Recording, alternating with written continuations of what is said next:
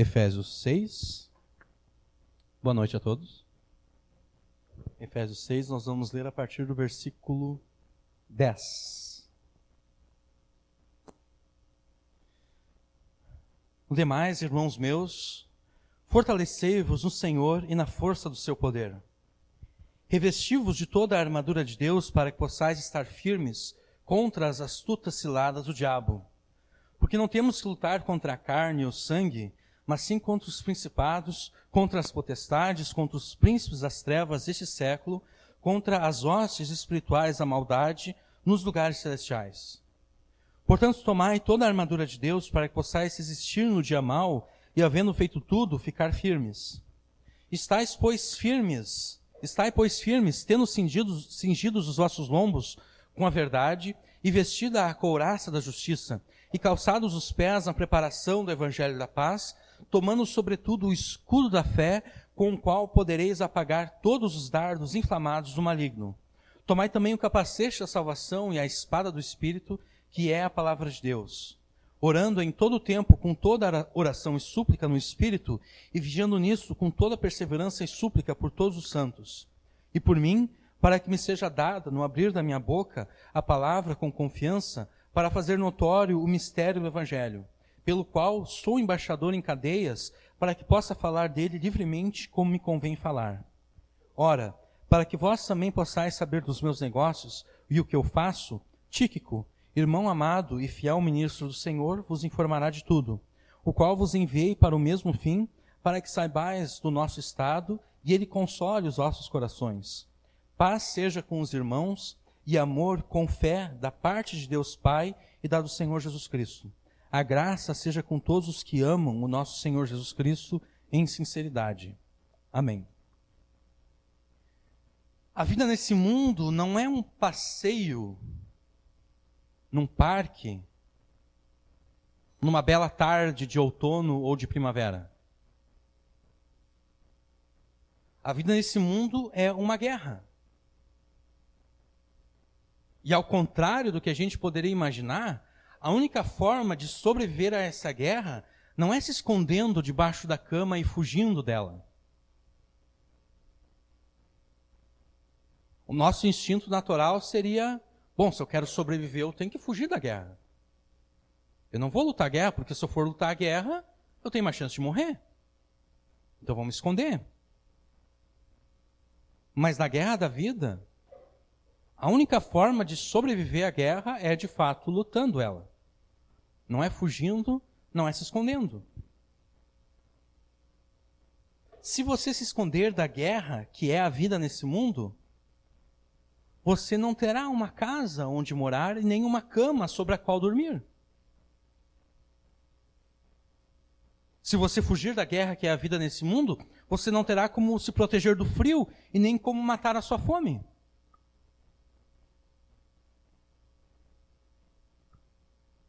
Se você abandonar o seu posto de batalha na guerra, que é a vida desse mundo, você não terá quem te console e te faça companhia nos momentos mais terríveis da sua vida. A vida nesse mundo é uma guerra, e se você se recusar a lutar nessa guerra, você não vai sobreviver, você vai morrer. Mas se a vida nesse mundo é uma guerra, a guerra é muito mais intensa na nossa vida com Deus. A vida com Deus é uma guerra de vida e morte contra o diabo. A vida com Deus é uma guerra mortal contra o diabo, e ao contrário do que a gente poderia imaginar, a única forma de sobreviver a essa guerra contra o diabo não é se escondendo e fugindo dela. Pelo contrário, se a gente se esconde dessa guerra e foge, a gente já foi derrotado. Porque o diabo já conseguiu aquele que ele queria. Fugir dessa guerra, se esconder dessa guerra, significa negar a Jesus. E tudo que o diabo quer é fazer a gente negar a Jesus, é fazer a gente voltar atrás. A vida com Deus é uma guerra mortal contra o diabo, e a única forma de sobreviver a essa guerra é lutando essa guerra contra o diabo. E se você se recusar a lutar nessa guerra, você não vai sobreviver, você vai morrer. E quando eu falo de morte, eu falo de morte não meramente a morte física. Porque se tu permanece fiel a Deus e o diabo de alguma forma consegue te matar, ele não conseguiu vitória nenhuma. Porque tu foi morar com Deus no céu. Está com Jesus, Paulo disse. Estar com Jesus é melhor do que viver essa vida. Então, quando eu falo de morrer, eu estou falando de fato de morte espiritual. O objetivo do diabo é fazer cada um de nós voltar atrás na fé. Desistir de Jesus. Mas por que Deus faria isso conosco? Que pai é esse, porque nós somos filhos de Deus, né? Que pai é esse que faz questão de levar os seus filhos a lutar uma guerra de vida ou morte?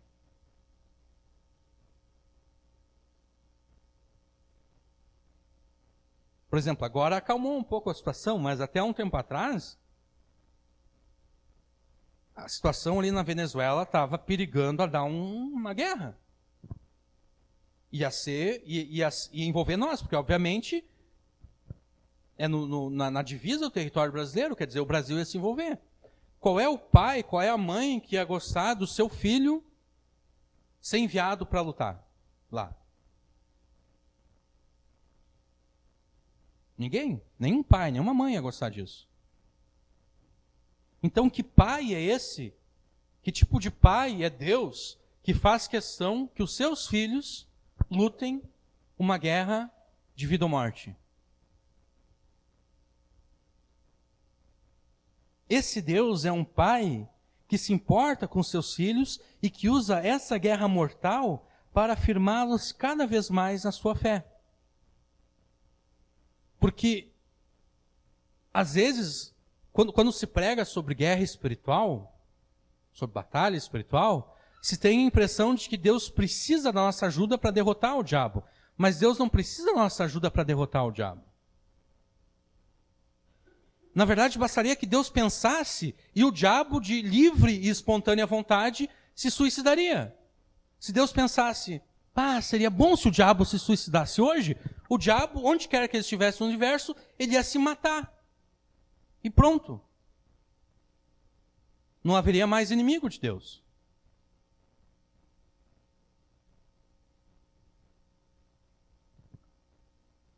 Mas mesmo não precisando da nossa ajuda, Deus determinou que os seus filhos o ajudassem a derrotar o diabo, um pouco a cada dia. Até que ele seja finalmente lançado no lago de fogo. E nós, como filhos de Deus que somos, nós deveríamos estar felizes e contentes que o nosso Pai nos permite ajudá-lo a derrotar o Satanás, porque afinal de contas, todos os filhos querem ajudar os seus pais. Quem já criou filhos pequenos, sabe? O pai e a mãe estão trabalhando e o filho está em volta, está querendo ajudar. É só depois de uma idade que o filho fica meio vagabundo e não quer mais ajudar os pais. Mas enquanto ele é pequenininho, ele está ali em volta, ele quer ajudar, ele quer pegar o martelo, quer pegar a chave de fenda, ele quer ajudar a trabalhar. E se nós somos de fato filhos de Deus, nós deveríamos ser assim com relação a Deus. Nós deveríamos estar ao redor de Deus, querendo ajudar Deus. Ainda que Deus não precise da nossa ajuda, da mesma forma que um pai não precisa da ajuda de um filho de 5 anos. Porque o filho de 5 anos, se a gente for falar a verdade, ele vai mais atrapalhar o pai no trabalho do que ajudar. Porque o pai não pode largar o martelo na mão do filho de 5 anos, porque a criança de 5 anos não vai saber usar o martelo, em primeiro lugar não tem força, e ainda vai acabar se machucando. Vai acabar martelando o dedo. Ou vai acabar martelando alguma coisa que não pode e vai quebrar. Mas a gente, como filhos de Deus, a gente deveria de ser como essa criança que está em volta do pai querendo ajudar o pai.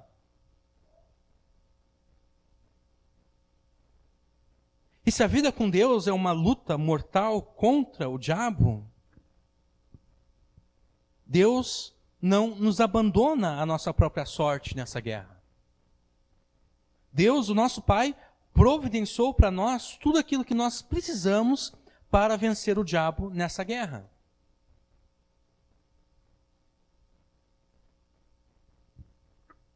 Você deve vestir e usar essa armadura que Deus providenciou, da qual nós lemos aqui, para que o diabo possa ser derrotado na sua vida.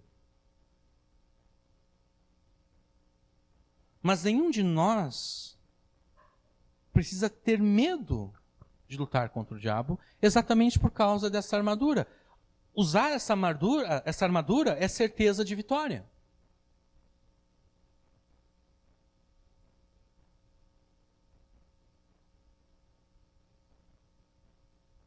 Você não quer ser multado no trânsito? Não precisa tirar os radares das altas estradas para não ser multado. Como o Bolsonaro está querendo fazer. Basta dirigir dentro dos limites e tu não vai ser multado. A autoestrada diz a 80 km por hora, dirige a 80 km por hora, não vai ser multado. Você não quer perder a carteira de motorista? Não precisa aumentar o limite de pontos de 20 para 40. Basta dirigir de forma correta. E você não vai perder nenhum ponto na carteira. E você nunca vai perder a carteira de motorista. Você não quer ser espiritualmente ferido e morto pelo diabo? É a mesma coisa. Lute contra o diabo com a armadura de Deus.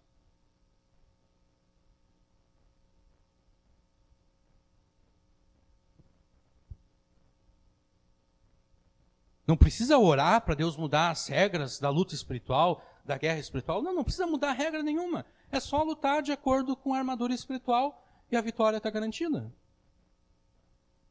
Você está numa luta mortal contra o diabo.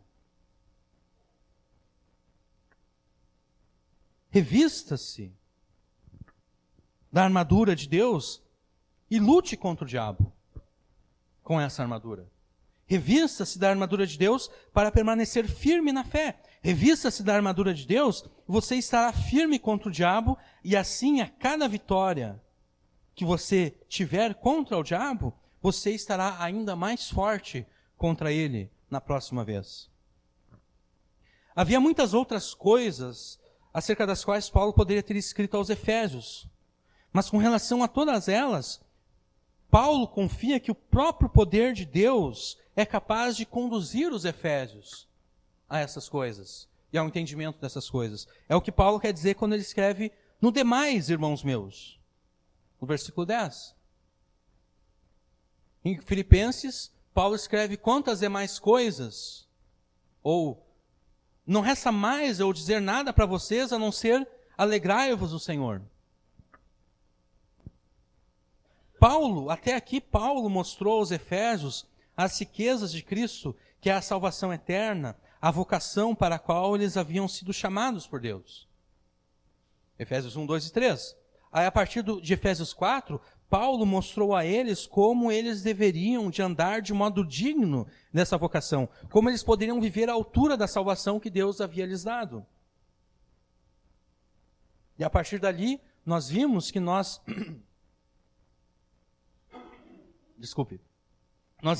devemos manter a unidade espiritual da igreja, reconhecendo que essa unidade espiritual, ou que a partir dessa unidade espiritual, o Espírito Santo trabalha na vida de cada um de nós, a partir dos dons que Ele mesmo nos concede.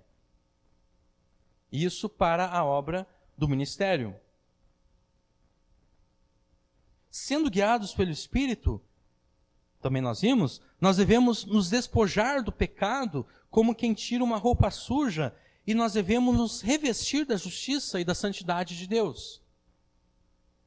Nós devemos abandonar a mentira e falar a verdade. Nós devemos usar a ira de forma correta, não para nós nos vingarmos das pessoas, mas para resolvermos os problemas que surgem. Nós não devemos falar palavras vazias, mas somente aquelas que trazem edificação para nós e para aqueles que nos ouvem. Nós não devemos cultivar a impureza, mas devemos condenar em nós e nos outros as obras infrutíferas das trevas, como aqueles que já foram iluminados pela luz de Jesus. Nós devemos buscar a sabedoria de Jesus e a sua vontade na palavra de Deus, enchendo-nos com a palavra de Deus e com o Espírito Santo. As mulheres casadas, cheias do Espírito, devem se submeter aos seus maridos, do mesmo modo como a igreja está sujeita a Jesus. Eu falei, deve se submeter aos seus maridos, né? Falei correto, tá certo. Pensei que eu tinha enganado aqui. Os homens casados, cheios do Espírito, eles devem amar as suas mulheres como Cristo amou a igreja, entregando tudo por ela, inclusive a sua própria vida. E é sempre bom repetir, porque às vezes a gente não tem noção disso. Mas quando eu preguei sobre esse tema aqui, eu mostrei que a parte da mulher, na verdade, é a parte mais fácil, porque a única coisa que ela precisa render, a única coisa que ela precisa entregar ao marido é a sua própria vontade. Paulo não disse que a mulher tem que estar disposta a morrer pelo marido. Já o homem, ele deve entregar tudo pela mulher. Da mesma forma como Jesus entregou tudo pela igreja, até mesmo a sua própria vida. Então, normalmente a gente tem a impressão de que a parte da mulher é mais difícil, a do homem é mais fácil, mas na verdade é o contrário. A mulher tem que imitar a igreja. Já a parte do homem é difícil, o homem tem que imitar Jesus. É sempre bom a gente repetir isso para a gente pegar os conceitos bíblicos corretos. Os filhos cheios do Espírito, eles devem honrar os seus pais com respeito, reverência e obediência. Os pais cheios do Espírito devem criar os seus filhos na doutrina e administração do Senhor. Os empregados cheios do Espírito devem obedecer os seus patrões, e os patrões cheios do Espírito devem tratar os seus empregados com bondade, justiça e verdade. Quanto às outras coisas, estando cheios do Espírito, o próprio Espírito nos ensinará a sua palavra quando nós buscarmos nos fortalecer em Deus e na força do seu poder. No demais, irmãos meus, fortalecei-vos no Senhor e na força do seu poder. Quanto a todas as outras coisas que eu poderia escrever para vocês, o que vocês precisam fazer é o seguinte: fortalecei-vos no Senhor e na força do seu poder. É responsabilidade de cada um de nós a busca pelo fortalecimento espiritual no poder de Deus. Da mesma forma que a nossa saúde física, a nossa força física são responsabilidades nossas, assim também a nossa saúde espiritual. Assim também a nossa força espiritual. É responsabilidade nossa. De nada adianta eu, de forma consciente, comer coisas que eu sei que vai fazer mal para a minha saúde, viver de uma forma desordenada, sabendo que aquilo ali vai acabar comigo, e depois ficar reclamando que eu estou mal de saúde, que eu desenvolvi um monte de doença e que eu não tenho mais força para fazer nada. De nada adianta. Da mesma forma, de nada adianta eu ficar reclamando da minha falta de conhecimento espiritual, por exemplo. De nada adianta eu ficar reclamando da falta de poder espiritual na minha vida.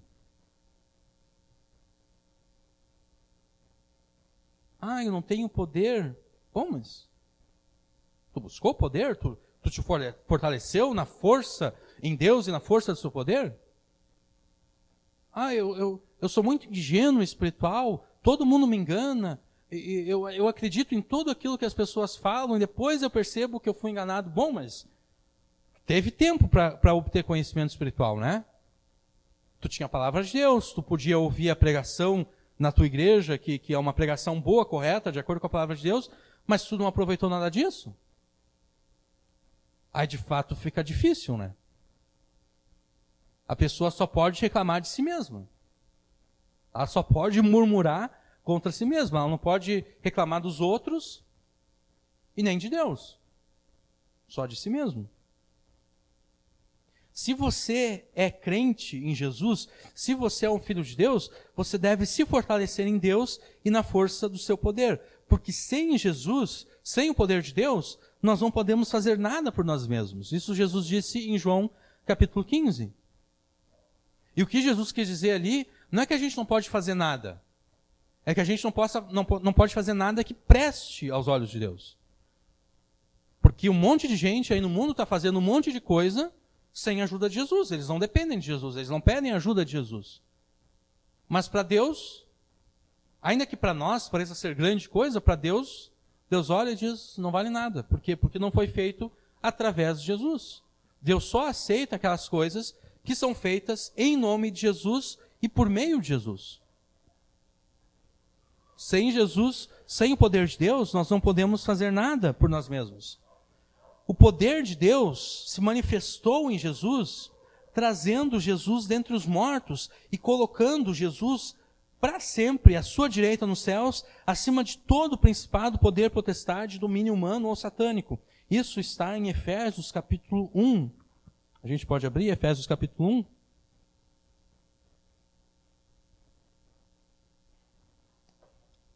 Isso aqui é uma oração que Paulo está fazendo. Versículo 16. Não cesso de dar graças a Deus por vós, lembrando-me de vós nas minhas orações. O que Paulo orava pelos Efésios? Para que o Deus de nosso Senhor Jesus Cristo, o Pai da glória, vos dê em seu conhecimento o espírito de sabedoria e de revelação, tendo iluminados os olhos do vosso entendimento, para que saibais qual seja a esperança da sua vocação e quais as riquezas da glória da sua herança nos santos, e qual a sobreexcelente grandeza do seu poder sobre nós, os que cremos, segundo a operação da força do seu poder. Quão grande é o poder de Deus? Bom, esse poder, ele se manifestou em Cristo, ressuscitando dentre os mortos e pondo à sua direita nos céus, muito acima de todo principado e poder e potestade, domínio, e de todo nome que se nomeia, não só neste século, mas também no vindouro, e sujeitou, esse mesmo poder sujeitou todas as coisas aos pés de Cristo, e sobre todas as coisas o constituiu como cabeça para a igreja. Aqui a melhor tradução é para, e não dá, né? Jesus foi constituído como cabeça sobre todas as coisas, para o benefício da igreja, que é o seu corpo, que é a plenitude daquele que preenche todas as coisas. O poder de Deus ressuscitou Jesus entre os mortos e colocou Jesus à sua direita nos céus, muito acima de todo qualquer poder que possa existir nesse universo. O poder de Deus se manifestou em nós, nos dando vida enquanto nós estávamos mortos espiritualmente, nos fazendo acertar com Cristo nos lugares celestiais.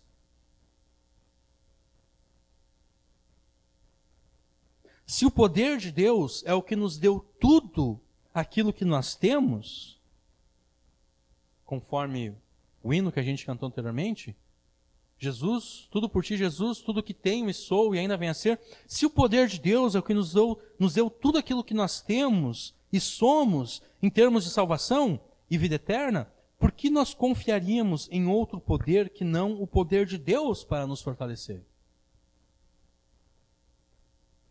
Se foi o poder de Deus que começou tudo, por que a gente confiaria que um outro poder seria capaz de terminar aquilo que foi começado?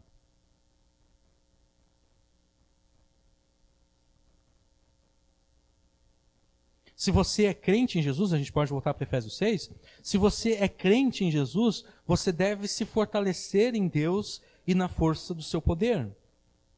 Mas como nós nos fortalecemos em Deus e na força do seu poder? O versículo 11 responde: revesti-vos de toda a armadura de Deus, para que possais estar firmes contra as astutas ciladas do diabo. Nós nos fortalecemos no poder de Deus, em Deus e na força do seu poder, nos revestindo de toda a armadura de Deus que Ele mesmo providenciou para nós. Mas o que Paulo quer dizer com essa figura? Essa figura de armadura de Deus. O que Paulo quer dizer com isso? Bom, Paulo, ele estava preso enquanto ele estava escrevendo Efésios. E no costume da época, Paulo, provavelmente era a prisão de Roma. Então ele estava, a gente sabe em Atos que Paulo ficou livre para ficar na casa dele.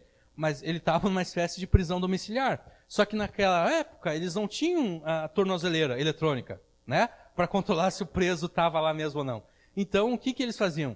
Eles acorrentavam um preso, algemavam um preso a um soldado, para garantir que o preso não ia fugir. Então, havia um revezamento. O soldado tal ficava de tal a tal hora lá com Paulo, algemado com Paulo. Depois trocava, e assim por diante. Então, Paulo, ele está lá em Roma, diz Atos que ele está pregando o evangelho de forma livre lá em Roma, preso, mas ele pode pregar o evangelho para quem vai na casa dele. E dele está lá, ele está olhando para aquele soldado lá e está vendo todo o aparato que o soldado está usando e tudo. E daí ele começa a pensar na batalha espiritual que os crentes enfrentam, e ele começa a relacionar a armadura com a batalha espiritual dos crentes. Então é por isso que ele chega nessa analogia de revestir-vos de toda a armadura de Deus.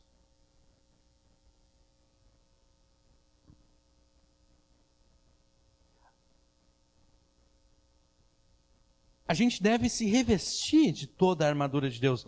Você se lembra da linguagem que Paulo usou para tratar acerca da santificação na vida dos crentes? Ele diz que nós devemos nos despir do velho homem e nos revestir do novo. Quando ele diz aqui que nós devemos nos revestir da armadura de Deus, isso quer dizer que antes da gente se revestir da armadura de Deus, a gente tem que tirar qualquer outra armadura que a gente possa estar usando.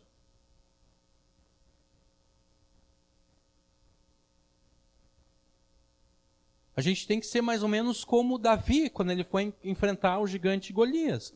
Ele foi usar uma armadura que não era uma armadura correta.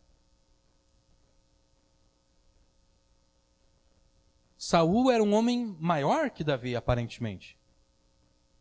Mais alto, mais largo. E como Davi, um rapaz aparentemente mirrado, como é que ele ia... Ele até poderia vestir a armadura, mas ele não ia conseguir se movimentar de forma correta dentro da armadura. Antes de nós vestirmos a armadura de Deus, a gente tem que tirar qualquer outra armadura que porventura a gente esteja usando.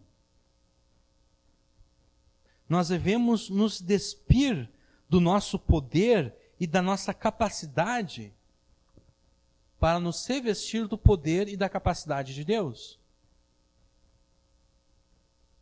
E é aqui que muitas vezes os crentes se dão mal na luta espiritual, porque eles querem lutar contra o diabo, não a partir do poder e da capacidade de Deus, mas sim a partir do seu próprio poder, da sua própria capacidade, da sua própria engenhosidade. E daí eles se dão mal. Nós devemos usar o poder e a capacidade de Deus como armadura espiritual, para que desse modo nós sejamos cada vez mais fortalecidos espiritualmente. Mas por que nós devemos usar essa armadura? Por quê? O restante versículo 11 responde: revesti-vos de toda a armadura de Deus para que possais estar firmes contra as astutas ciladas do diabo. Porque o diabo, ele não está satisfeito por ter nos perdido para Deus. De acordo com o capítulo 2, nós estávamos mortos espiritualmente falando. Nós estávamos debaixo do poder da potestade, do espírito que opera na potestade do ar. Nós estávamos debaixo do controle do diabo. E nós, estando mortos, nós somos ressuscitados por Deus. Nós somos trazidos à vida por Deus. Jesus, Deus, a mesma vida que entrou em Jesus quando Jesus ressuscitou dentre os mortos, também entrou em nós e nos trouxe da morte espiritual. E o diabo não ficou feliz com isso. Ele não ficou satisfeito.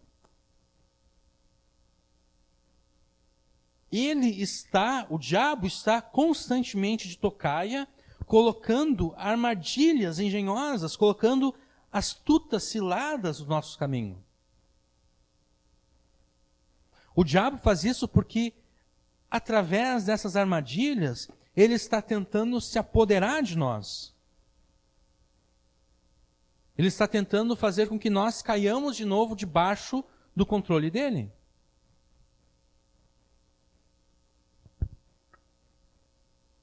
Mas por que tudo isso? Por que Deus permite tudo isso?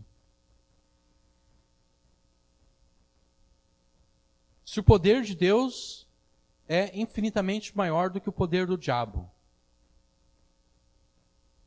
não seria mais fácil Deus repreender o diabo, como lá, agora não me lembro qual foi o anjo que falou? O Senhor te repreenda? Não é melhor o Senhor repreender o diabo e impedir que ele use o poder dele, a sagacidade dele, para tentar fazer os filhos dele tropeçar? Por que Deus permite tudo isso? Qual é a razão dessas coisas todas? Porque se a gente for pensar bem, parece ser uma coisa sem razão. Deus poderia derrotar o diabo, Deus poderia impedir que o diabo fizesse todas as maldades que ele faz no mundo, Deus poderia impedir que o diabo nos tentasse e assim nos fizesse cair, não porque o diabo tem poder de nos fazer cair, mas porque ele nos convenceu que o pecado era melhor naquele momento. Deus poderia impedir todas essas coisas, mas ele não impede. Por quê? Porque Deus cumpre os seus propósitos soberanos por meio das ações humanas e até satânicas.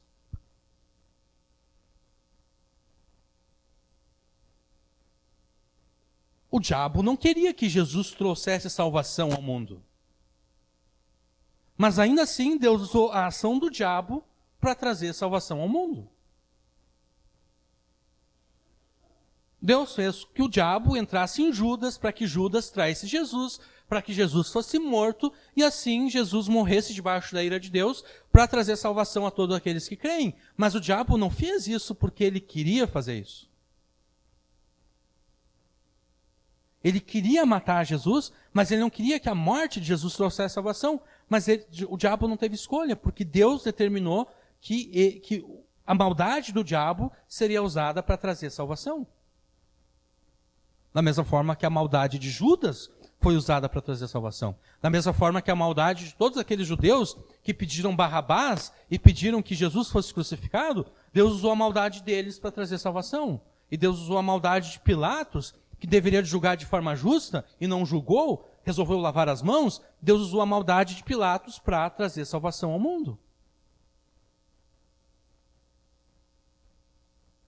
Então, Deus permite essa batalha do diabo contra os crentes e dos crentes contra o diabo, porque é a partir dessas coisas que Deus cumpre os propósitos dele no mundo.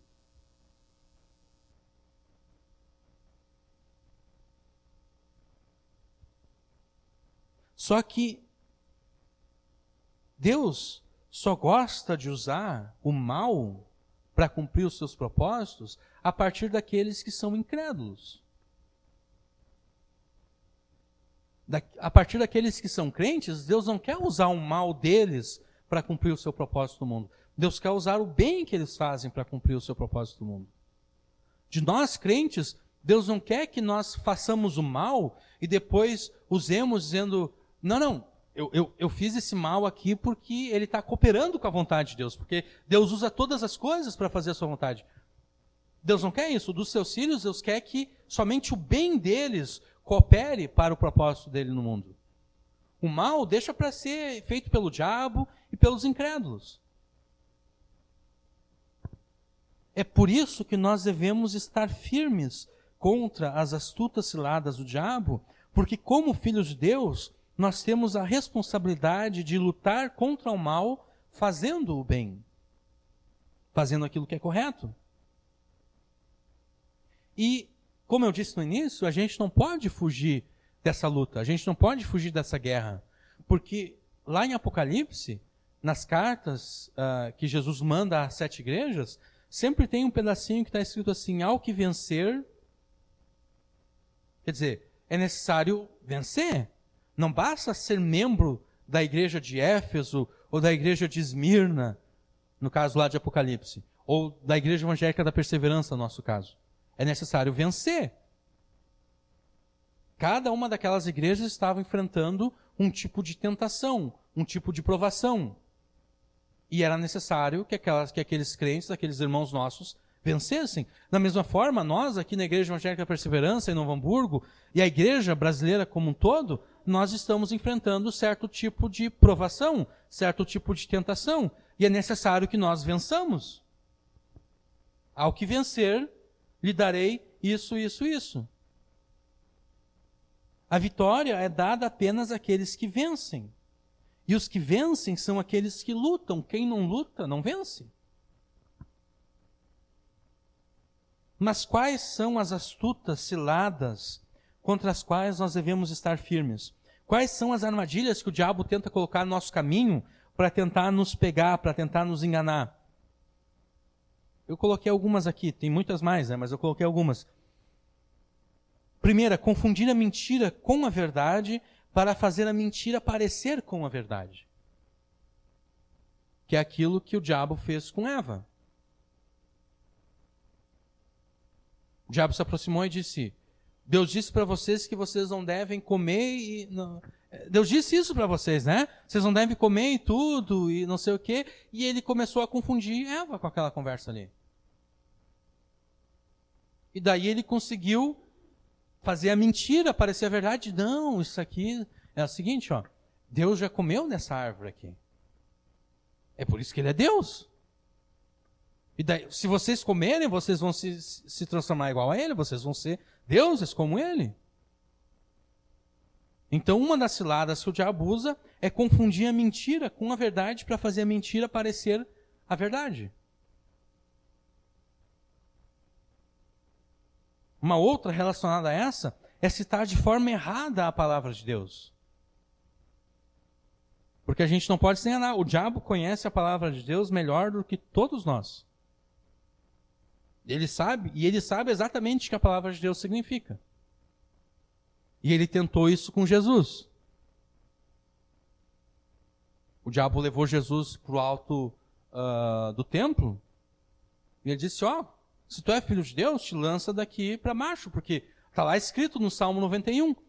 Deus vai dar ordem aos seus anjos e Deus vai enviar os anjos para que eles te sustentem e tu não tropece em pedra alguma. Quer dizer, tu vai saltar aqui, Deus vai enviar os anjos lá do céu, os anjos vão te segurar, vão te levar calmamente até o chão, e daí todo mundo vai saber que tu é filho de Deus. E daí tu não precisa morrer na cruz para todo mundo saber que tu é filho de Deus.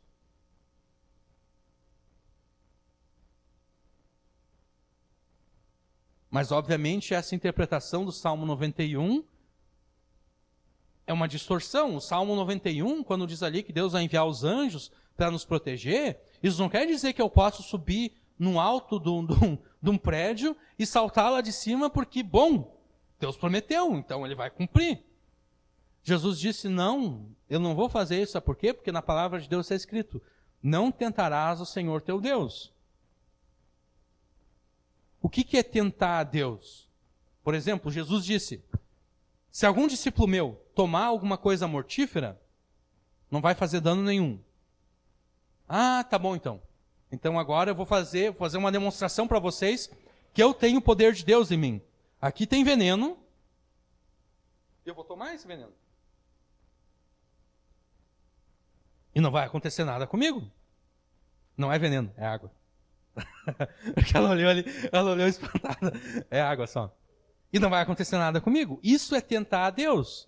Porque obviamente quando Jesus diz que se beber alguma coisa mortífera não vai fazer dano, Jesus está falando o seguinte, se alguém tentar te envenenar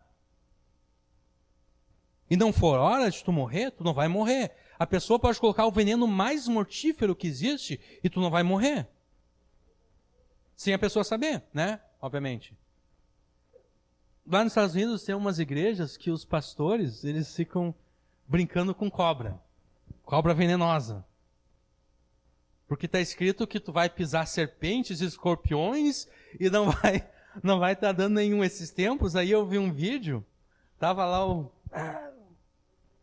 na unção lá o pastor e tudo, e a equipe de louvor estava com todo o poder lá também cantando, e tinha uns irmãos falando em língua, outros estavam girando lá, e o pastor com a cobra aqui, de repente a cobra deu bote e pegou ele aqui.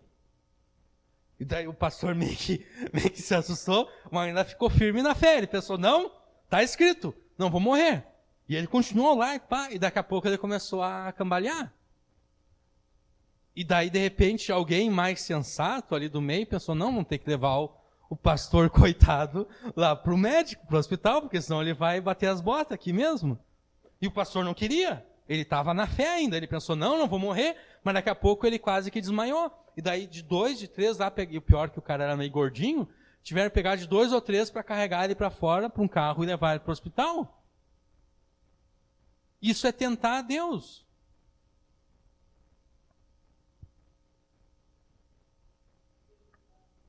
Sim, interpretar de maneira errada, isso tudo é uma forma de tentar se exaltar. Né? Eu tenho poder, eu tenho unção. Esses outros pastores aí são tudo pastor de mentirinha, porque eles não arriscam ficar brincando com cobra. Eu fico brincando aqui e eu não morro. É uma tentativa de se exaltar, que é o que o diabo estava tentando fazer com Jesus. Ó, Jesus, tu é filho de Deus, tu vai ficar famoso. Se tu pular do templo aqui, ó, todo mundo vai saber que tu é filho de Deus, tu vai ficar famoso. Todo mundo vai saber que tu é o enviado de Deus, que tu é o ungido do Senhor.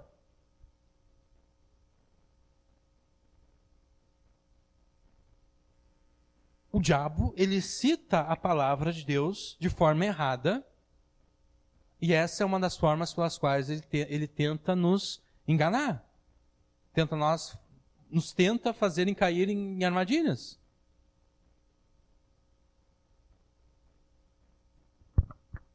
Terceiro modo é disfarçar-se de anjo de luz e induzir os seus ministros a se apresentar como ministros de Cristo.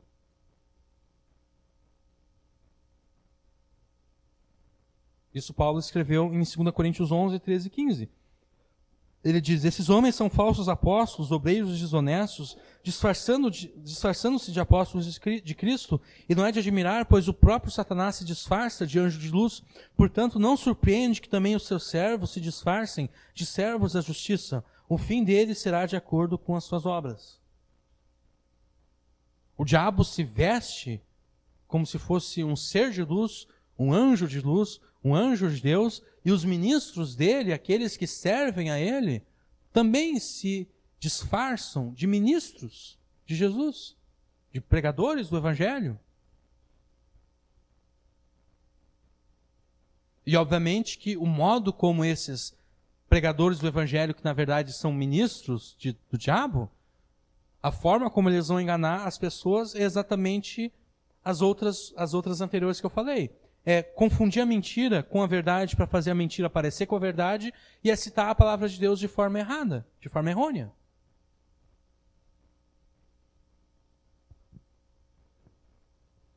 Quarto modo é imitar a Deus. O diabo imita a Deus. Irmãos, acerca da vinda de nosso Senhor Jesus Cristo, da nossa reunião com Ele, vos pedimos que não mudeis facilmente o vosso modo de pensar, nem fiqueis assustados por causa de espírito, palavra ou cartas atribuídas indevidamente a nós, como se o dia do Senhor já estivesse bem perto. Ninguém vos engane de modo algum, pois isso não acontecerá sem que primeiro venha a apostasia e seja revelado o homem do pecado, o filho da perdição, que se opõe e se levanta contra tudo o que se chama Deus, ou é objeto de adoração, a ponto de assentar-se no santuário de Deus, apresentando-se como Deus. A vinda desse ímpio se dá por meio da força de Satanás, com todo o poder, sinais e falsos milagres.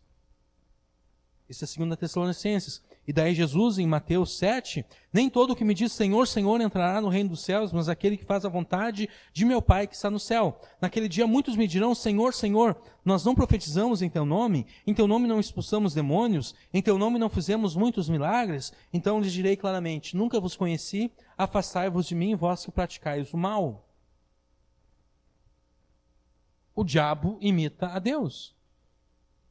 Deus faz milagres, o diabo também vai fazer milagres.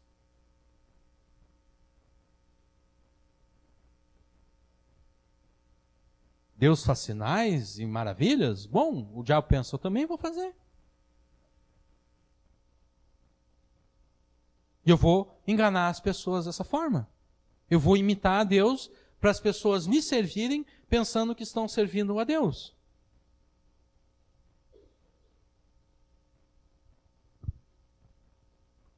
O quinto modo é prometer às pessoas que por meio do pecado se pode obter o bem. E disse-lhe o diabo, falando para Jesus, eu te darei toda a autoridade e glória desses reinos, porque me forem entregues, e os dou a quem eu quiser, se me adorares, tudo será teu.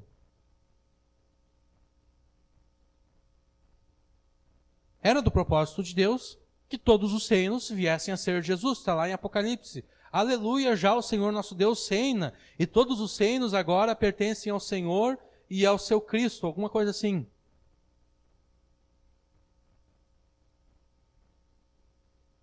Aí o diabo diz, olha, eu sei que Deus quer dar tudo isso aqui para ti, Mas o caminho que tu vai ter pela frente é um caminho difícil. Tu vai ter que morrer. E não só morrer, tu vai ter que morrer debaixo da ira de Deus. Mas tudo isso aqui é meu. Eu posso te dar. Eu posso te dar agora se tu quiser. Basta que tu me adores.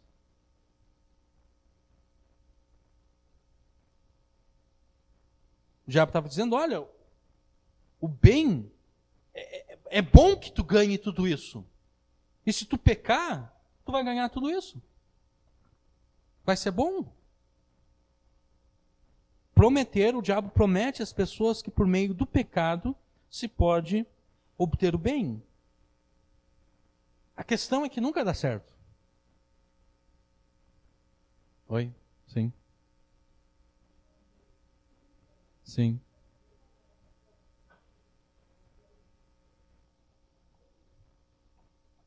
Ah, sim. Uhum.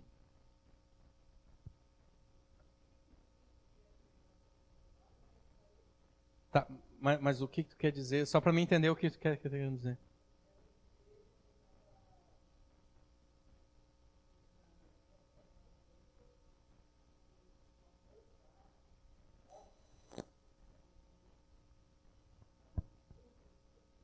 Uhum.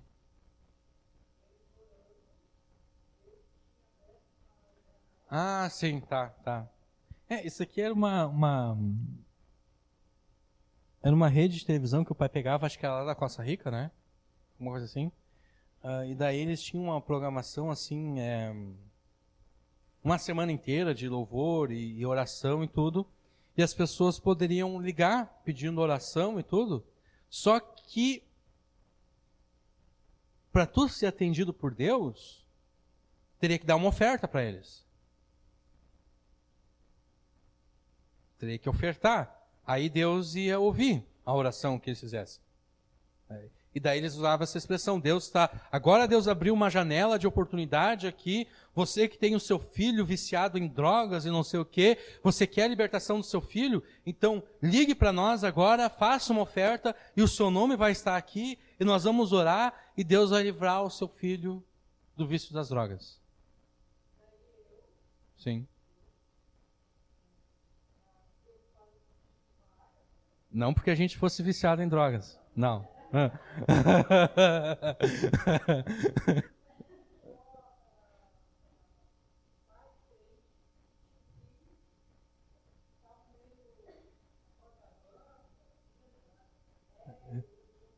Sim.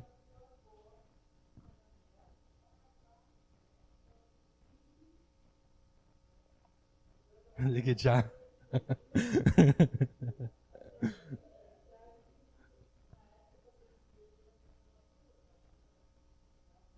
Um troquinho.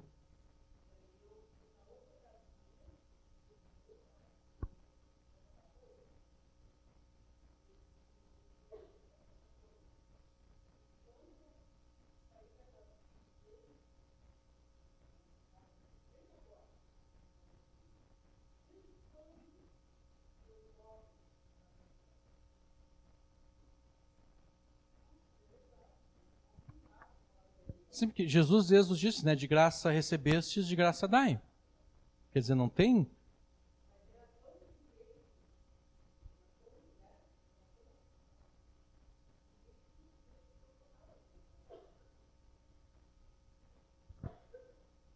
Então o diabo promete às pessoas que por meio do pecado, elas vão obter o bem que elas desejam. Isso nunca funciona. E a gente está vendo isso essa semana, que a coisa tá perigosa, né, em Brasília lá. Quer dizer, se é verdade o que estão dizendo do Moro, do Deltan Dallagnol e tudo, o Lula e outros que foram presos vão ser soltos. Porque tudo foi viciado. Então, se tu tenta obter o bem fazendo o mal, a coisa não dá certo, porque lá adiante vai se descobrir que tu fez o mal, e daí por mais que tu tenha usado o mal para fazer o bem, todo o bem que tu fez vai ser desfeito porque está viciado desde o início. Né?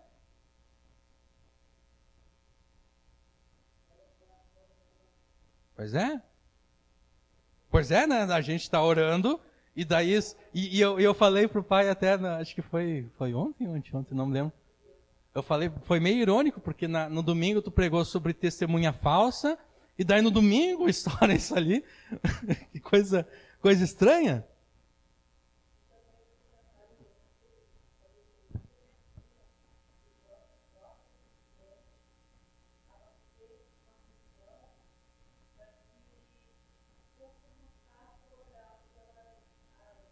Autoridade, sim.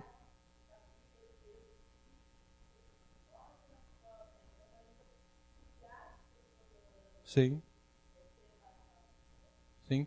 Porque para Deus gosta da justiça. Deus quer que as coisas sejam feitas corretamente. Se o juiz não pode ficar combinando com a acusação aquilo que deve ser feito, então, e o juiz combina, Deus não gosta disso. Deus está vendo, eu sei que aquele lá é corrupto, mas eu também estou vendo aqui que tu tá corrompendo também as coisas. E eu não gosto disso.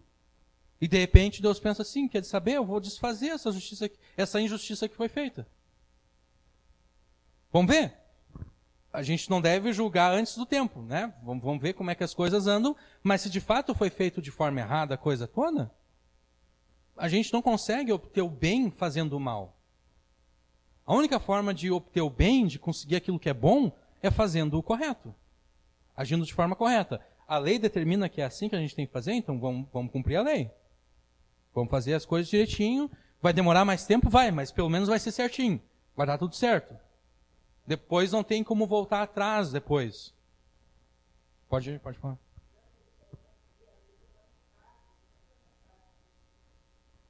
Sim. Sim. E muitas vezes, no Brasil principalmente acontece isso, às vezes a autoridade policial ela colhe as provas de forma errada, naquela ânsia de querer resolver o caso, colhe as provas de forma errada, aí quando chega diante do juiz, o juiz vê, poxa vida, eu não posso condenar essa pessoa aqui, porque eu estou vendo que essas provas aqui elas foram colhidas de forma errada, elas estão contaminadas, eu não posso condenar essa pessoa. Aí o bandido, o assassino, o estuprador, sai livre porque o trabalho foi feito mal. Se o trabalho é feito corretamente desde o início, a justiça sempre vai ser feita. A gente nunca vai conseguir o bem fazendo o mal.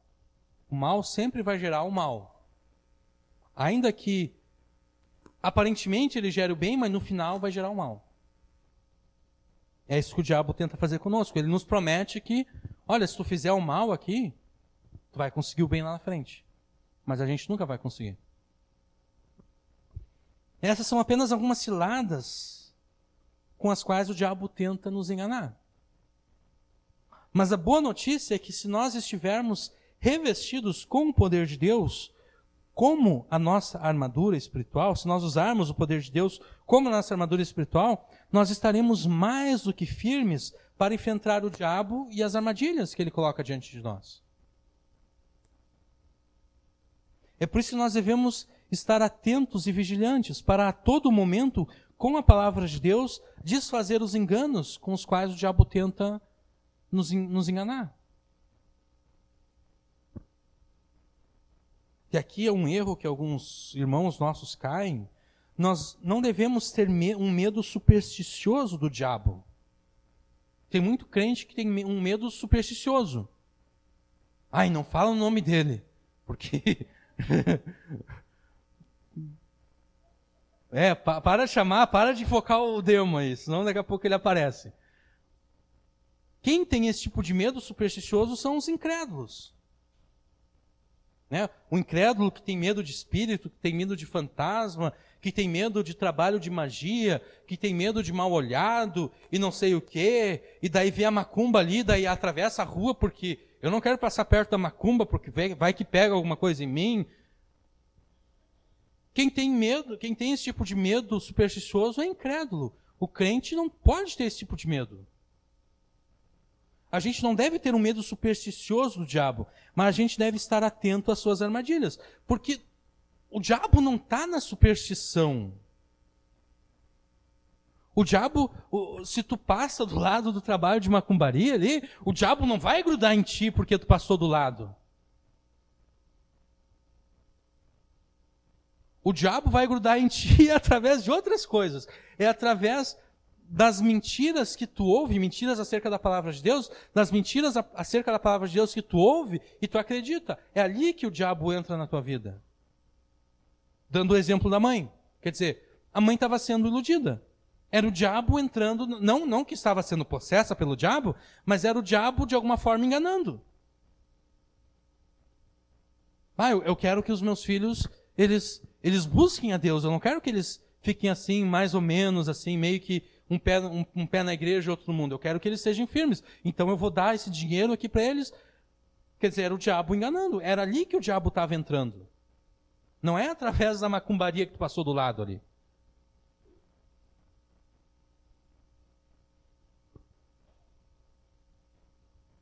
E com relação...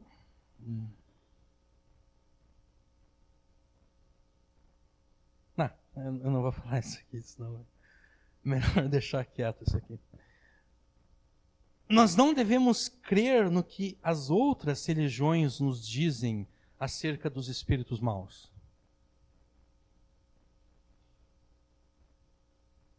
O diabo não é como o espiritismo diz que o diabo é, ou como as religiões afro dizem que o diabo é. O diabo não é como eles dizem que o diabo é.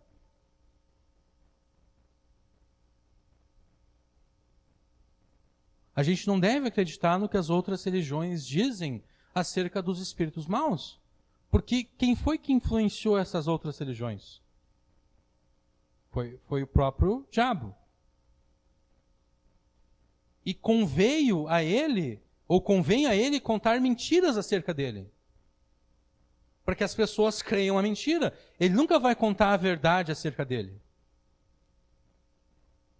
Então, se a gente acredita no que as outras religiões falam acerca do diabo, a gente está acreditando no diabo e não em Deus.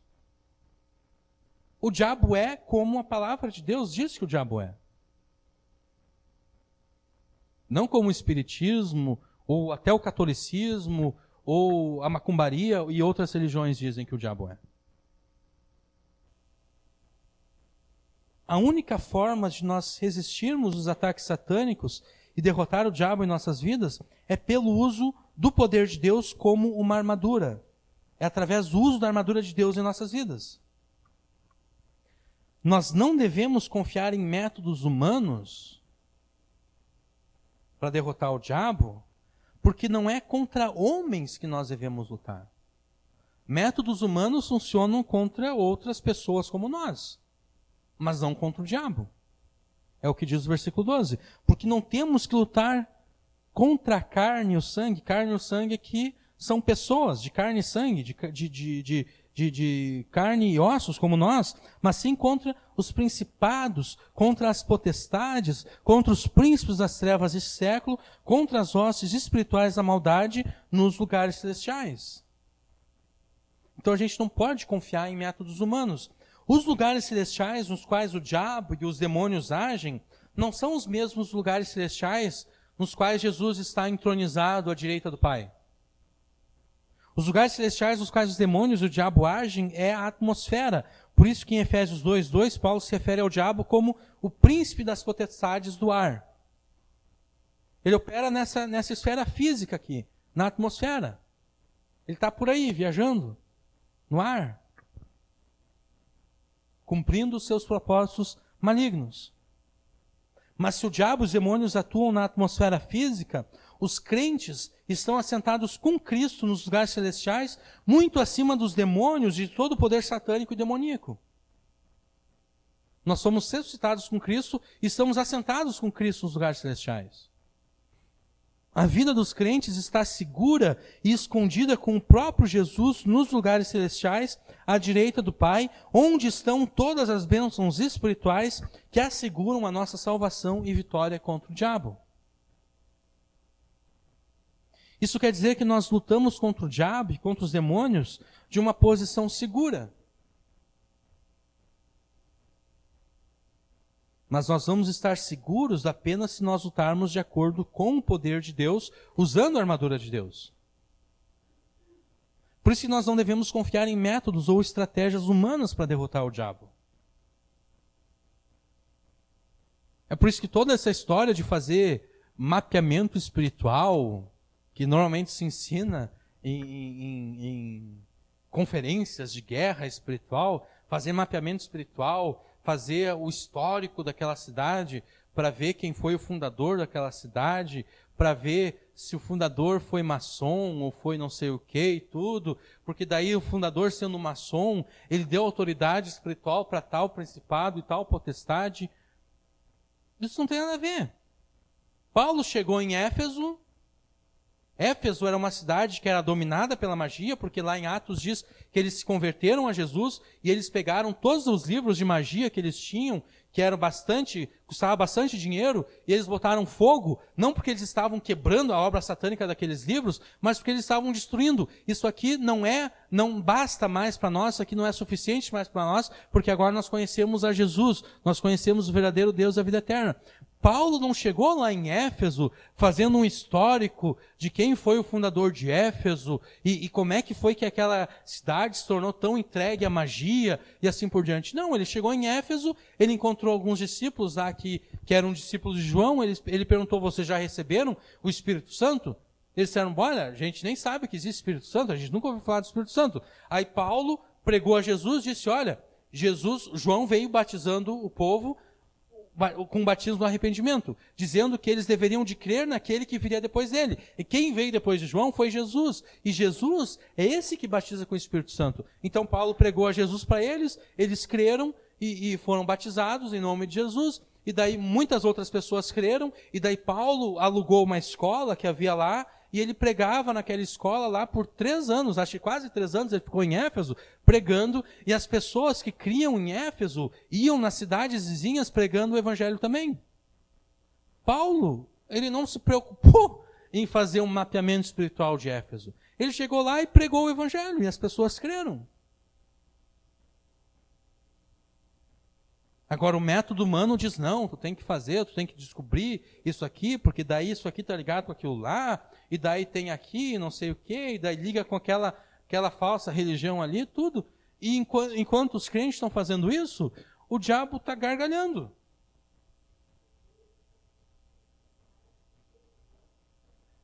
Também, vamos verificar se o teu pai, qual era a religião do teu pai, do teu avô, e não sei o quê, e daí a gente vai quebrar a maldição que tinha na tua família e tudo. Os crentes perdem tempo fazendo isso e o diabo está lá rindo. Que bom. Pode falar. Ah, sim.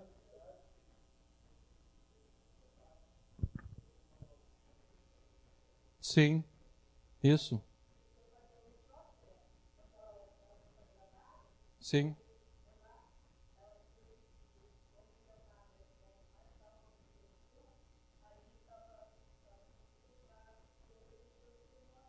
Sim. Sim. Sim.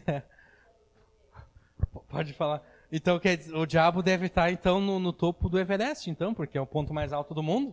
O diabo deve estar lá, então. Sim. Sim. Sim. Pode falar.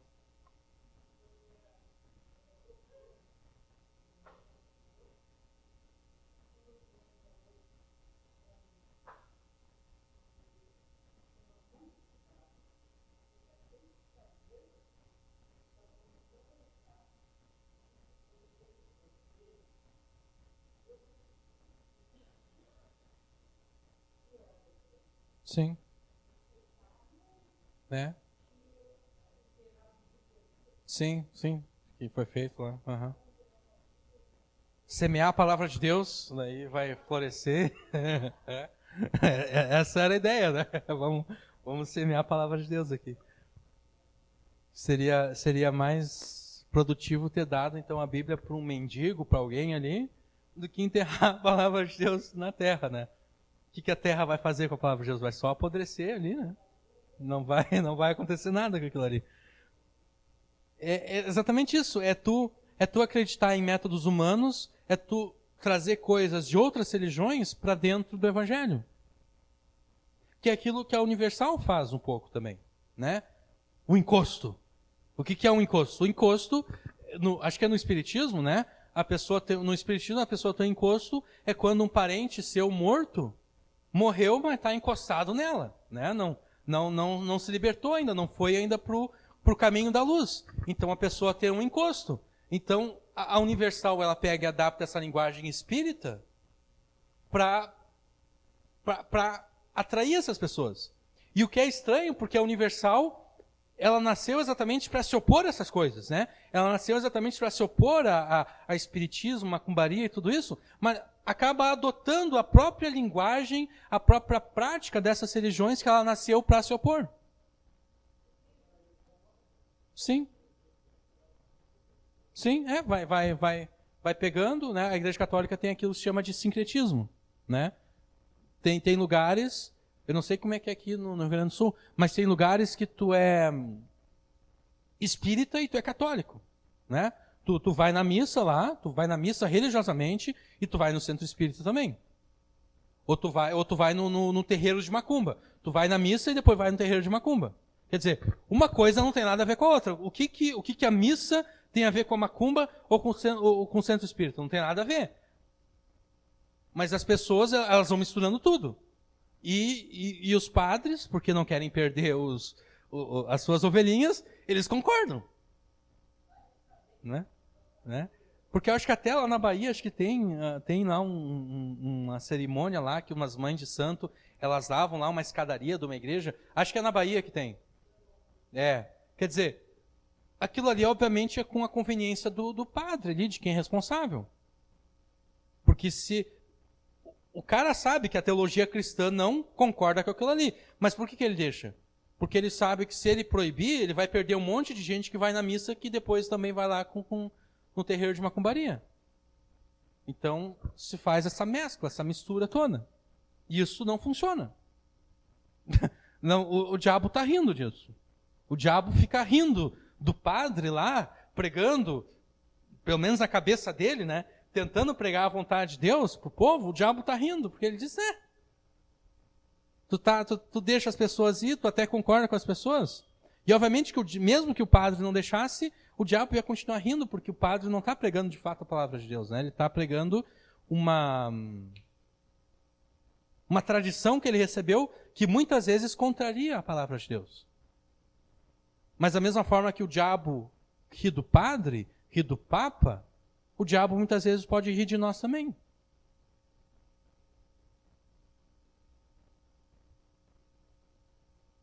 Vocês ficam misturando. O diabo pensa, isso aí não funciona comigo. Vocês estão acreditando na mentira que eu contei lá para os outros? Pode continuar acreditando nisso aí, porque vocês não estão fazendo nem cosquinha em mim. Pode continuar repreendendo, porque eu não estou sentindo nada. Até dependendo, até está ajudando o demônio.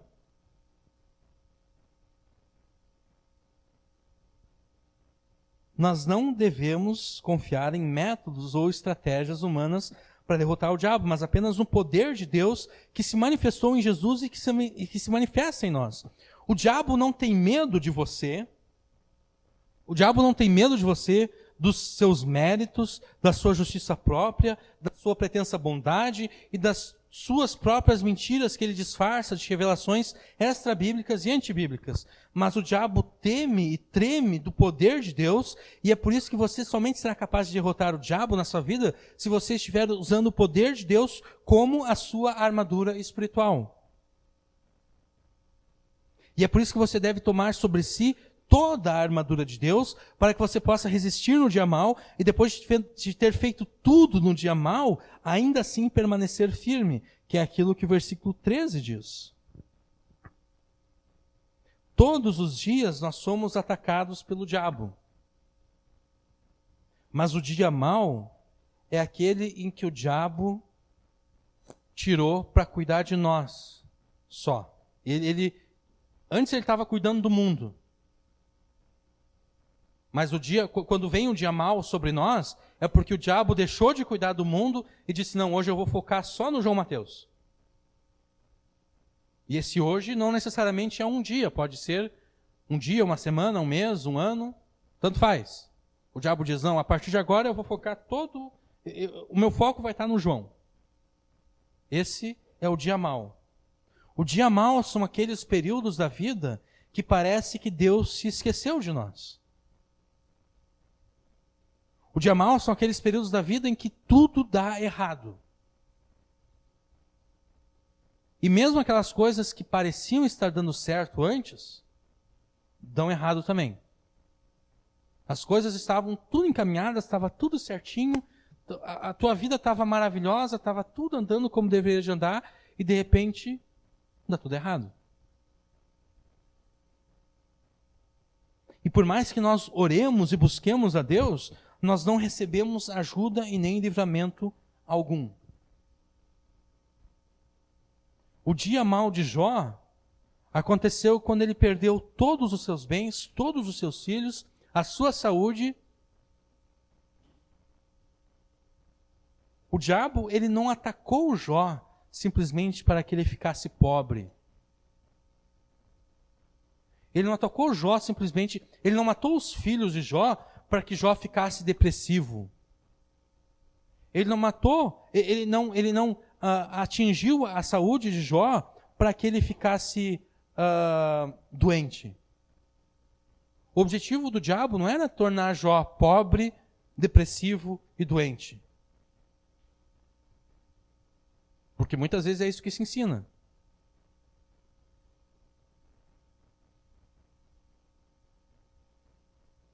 O objetivo do diabo atacar Jó é para que ele desprezasse a Deus e blasfemasse o nome de Deus.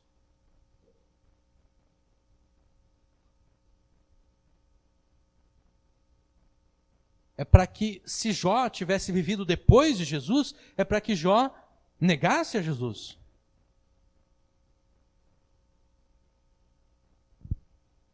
E todos nós sabemos que não foi ideia do diabo fazer aquilo ali. O diabo não tinha nem... O diabo até tinha visto Jó, mas ele não tinha pensado, eu vou atacar o Jó. Na verdade, quem instigou tudo aquilo ali foi Deus. O diabo chegou lá na presença de Deus, Deus perguntou, onde é que tu estava? O diabo falou, eu estava passeando pela terra. Aí Deus, e tu viu lá o meu servo Jó? Ele age de forma correta, ele é justo, ele me obedece. O diabo, eu vi ele, mas também, né? O Senhor deu tudo para ele. Ele tem uma saúde de ferro, tem filhos bonitos, saudáveis, os bens dele estão cada vez multiplicando mais, os negócios dele estão de vento em popa. Aí o diabo, Deus já tinha instigado o diabo, né? Agora Deus ficou quieto, ficou na dele. Deus pensou, já chamei a atenção dele por Jó, agora eu vou deixar com o diabo. O diabo, olha, se o senhor quiser, eu vou lá, eu tiro os bens dele, eu mato os filhos dele, e quer ver, ele vai blasfemar na tua cara.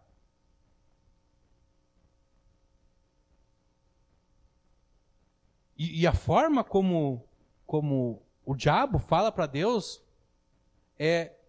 o diabo diz, estende a tua mão agora sobre ele. Quer dizer, o diabo está orando para Deus estender a mão sobre Jó, para que o diabo possa ir lá, roubar os bens de Jó e matar os filhos de Jó. Daí depois, na segunda vez, o diabo dá como desculpa, não, ele perdeu tudo, perdeu os filhos, tudo, mas ele ainda tem uma saúde boa. Mas se ele ficar doente, se ele ficar com uma doença terminal, dolorida, daí ele vai blasfemar do Senhor. Aí Deus permite, vai lá e faz, então.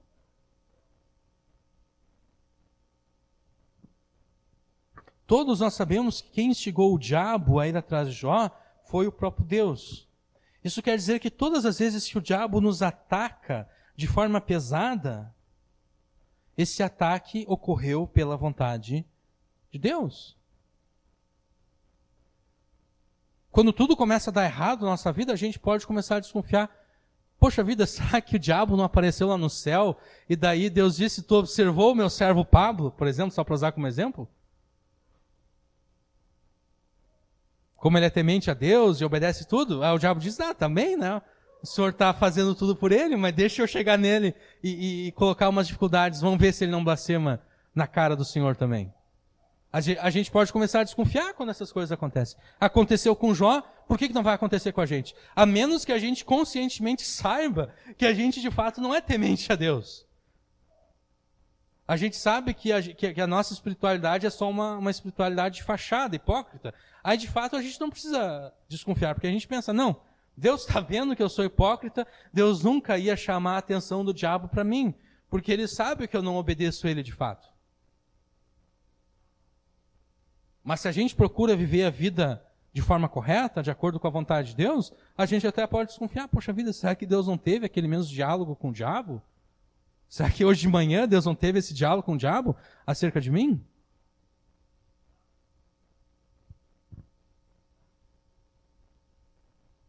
Mas enquanto o diabo atacou a Jó para destruir a fé de Deus em Jó, a fé de Jó em Deus,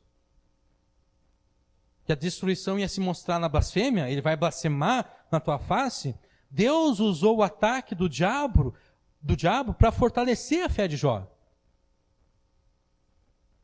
É por isso que no final do livro de Jó, o próprio Jó reconhece que antes ele só conhecia a Deus de ouvir falar. Antes eu só te conhecia de ouvir falar, mas agora os meus olhos te veem. Agora eu te conheço muito melhor do que eu te conhecia antes.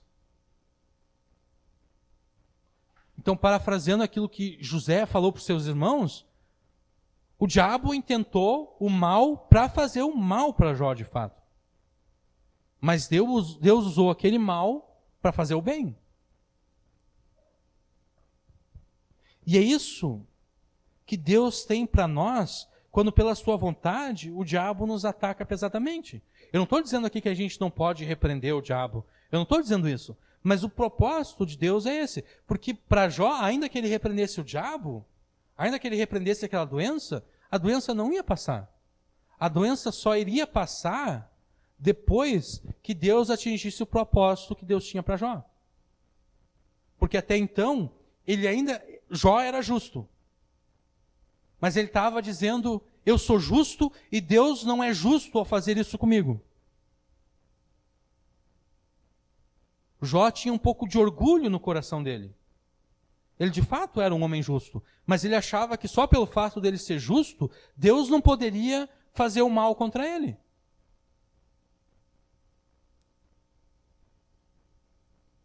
E daí quando Deus aparece para Jó no redemoinho, Deus, então, tu acha que eu não posso fazer isso que eu estou fazendo contigo, né? Tu acha que tu é mais sábio do que eu? Então me diz, onde é que tu estava quando eu criei o mundo? Onde é que tu estava quando eu criei as estrelas e dei nome para as estrelas? Onde é que tu estava quando eu criei os grandes seres marinhos? E Deus vai citando toda a criação dele para Jó e perguntando, onde é que tu estava quando eu fiz todas essas coisas? Já que tu é mais sábio do que eu, já que tu acha que só porque tu é justo eu não posso fazer isso contigo, então me diz, onde é que tu estava?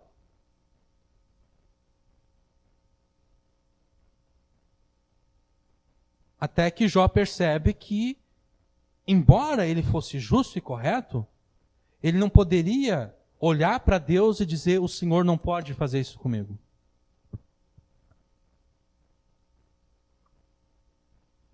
Ali Deus atingiu o objetivo dele. E a partir dali a sorte de Jó mudou.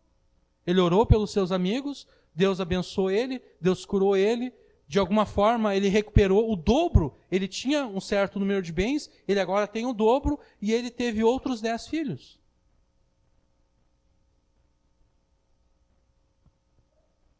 Então, quando eu falo que o diabo nos ataca pela permissão de Deus, eu não estou dizendo que a gente não possa repreender o diabo. Mas eu estou dizendo que o diabo nunca nos ataca sem ser pela vontade de Deus. Se o diabo nos ataca, é porque Deus está permitindo. Se Deus não quisesse que o diabo nos atacasse, o diabo não nos atacaria. Exatamente. E isso é um consolo para nós, porque a gente sabe que se Deus está permitindo, é porque a gente não vai ser destruído pelo ataque do diabo. A gente vai sofrer, a gente vai chorar, a gente pode ficar angustiado, A gente até pode perder a esperança, às vezes. Paulo fala em 2 Coríntios, no capítulo 1, que eles foram atribulados e ele até chegou a perder a esperança da vida.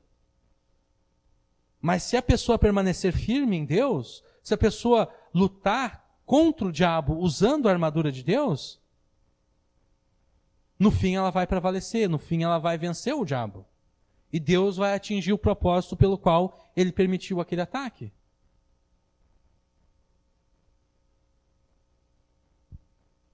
Deus usa isso para nos fortalecer. Porque na nossa vida também é assim. Quando tudo está bem, a gente só conhece as pessoas de fato quando as coisas dão errado. Porque quando tudo está bem, as pessoas são legais conosco exatamente porque as coisas estão indo bem. Elas querem puxar o nosso saco porque elas acham que vão ter alguma vantagem fazendo isso, porque a gente de alguma forma pode ajudar elas, mas quando a nossa vida começa a dar tudo errado, a gente de fato descobre quem são as pessoas que gostam da gente, quais são as pessoas que de fato se importam conosco, e quais são as pessoas que só estavam ao nosso redor porque elas queriam de alguma forma se aproveitar de nós. E assim também conosco em relação a Deus. Quando tudo vai bem na nossa vida, a gente até ora a Deus. Mas é uma oração superficial. Relaxa, porque está tudo bem, eu não estou precisando de Deus agora. Não tem nenhum problema de saúde, a família está tudo bem, está tudo tranquilo, está todo mundo empregado, está todo mundo ganhando bom dinheiro por mês, está tudo progredindo. Então, a pessoa até ora, mas ela é uma busca superficial de Deus. É através do sofrimento que a gente acaba buscando mais a Deus. Porque daí a gente pensa, poxa vida, a coisa apertou. Eu tenho que buscar a Deus, porque senão eu não sei o que vai ser da minha vida a partir de agora. É a partir do sofrimento que a gente conhece de fato a Deus, porque a gente busca a Deus.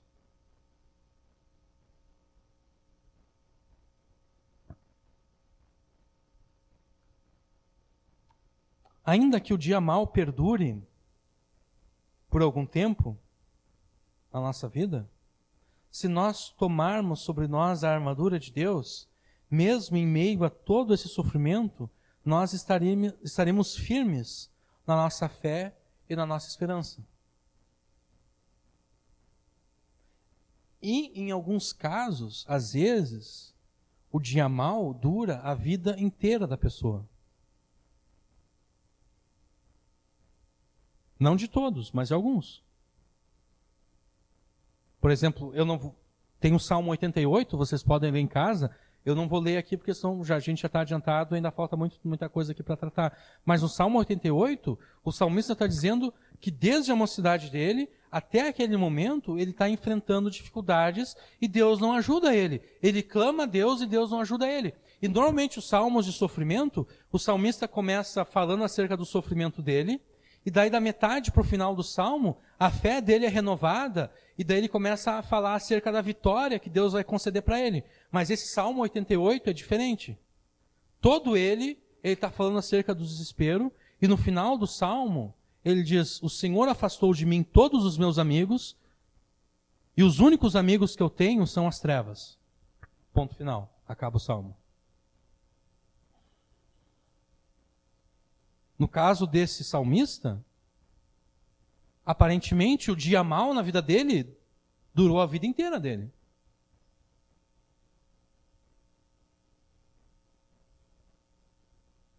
Mas ainda que o dia mau perdure por toda a nossa vida, se nós tomarmos sobre nós a armadura de Deus, mesmo em meio a todo esse sofrimento, nós estaremos firmes na nossa fé e na nossa esperança.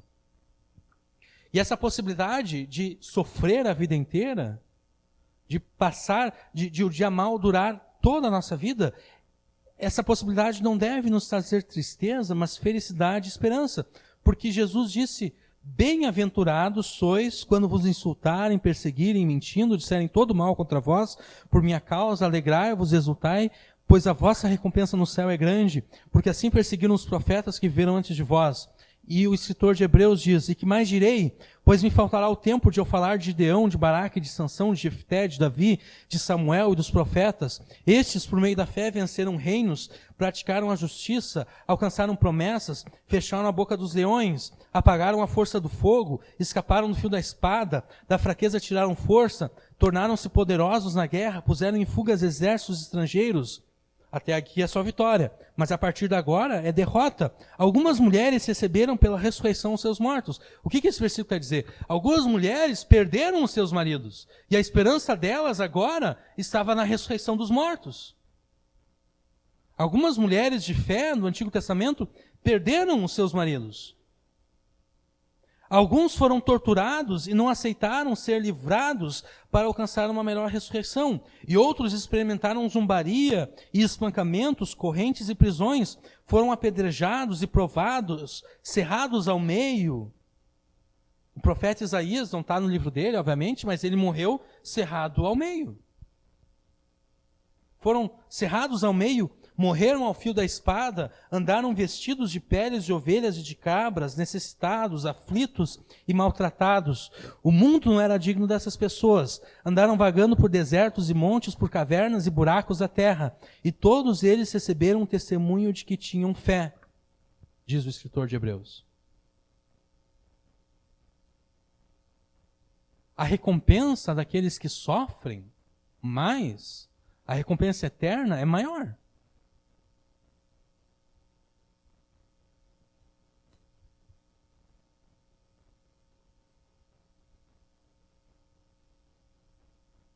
Então a perspectiva de sofrer, a perspectiva de ter o dia mal durando a vida inteira, não deveria de entristecer.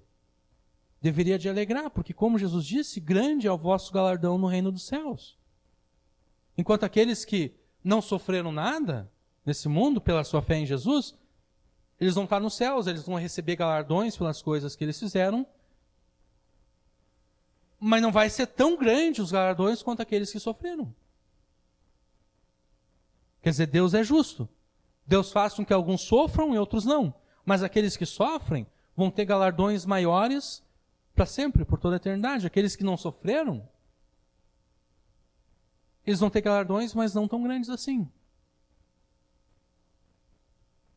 Temos que correr aqui, senão não vamos conseguir terminar. A luta espiritual é uma ação positiva do crente, de se contrapor ao diabo mesmo em meio aos maiores ataques satânicos. É por isso que ele fala aqui de havendo feito tudo, no finalzinho do versículo 13. Portanto, tomai toda a armadura de Deus para que possais resistir no dia mau, e havendo feito tudo. Existe um tudo que nós devemos fazer. Esse tudo são as nossas responsabilidades. A gente não pode permitir que o dia mau nos impeça de cumprir as nossas responsabilidades. Porque normalmente isso acontece, a pessoa está enfrentando uma dificuldade, ela cai em depressão e ela não consegue fazer mais nada na vida dela. E a única forma dela conseguir fazer de fato tudo aquilo que ela precisa fazer, toda a vontade de Deus na vida dela, mesmo em meio aos sofrimentos, é tomando a armadura de Deus. Se nós não tomarmos a armadura de Deus, de fato, daí a gente nem vai sair da cama. Porque tem momentos que é assim, né? A pessoa não tem nem ânimo para sair da cama.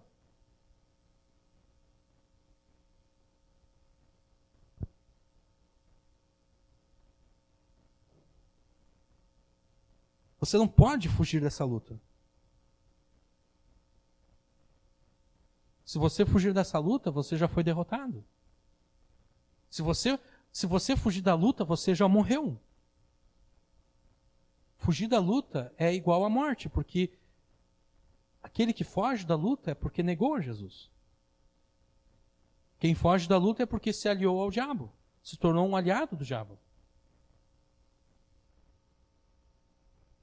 Não permita que o diabo te paralise e te impeça de cumprir as suas responsabilidades. Use a armadura de Deus, resista aos ataques do diabo no dia mau, faça tudo aquilo que você deve fazer e fique firme. Mas o que é a armadura de Deus? Agora, finalmente, nós vamos tratar sobre o que é a armadura de Deus. O que é a armadura de Deus que você deve usar na sua luta de vida ou morte contra o diabo? A armadura de Deus não é uma realidade mística e misteriosa, como muitas vezes a gente poderia pensar, mas é a simples aplicação das verdades bíblicas da salvação em nossas vidas. Paulo aqui fala, nós vamos ler a partir do versículo 14. Eu vou correndo aqui para a gente conseguir terminar a tempo, né? Estai, pois, firmes, tendo cingido os vossos lombos com a verdade, e vestida a couraça da justiça, e calçados os pés na preparação do evangelho da paz, tomando sobretudo o escudo da fé, com o qual podereis apagar todos os dardos inflamados do maligno.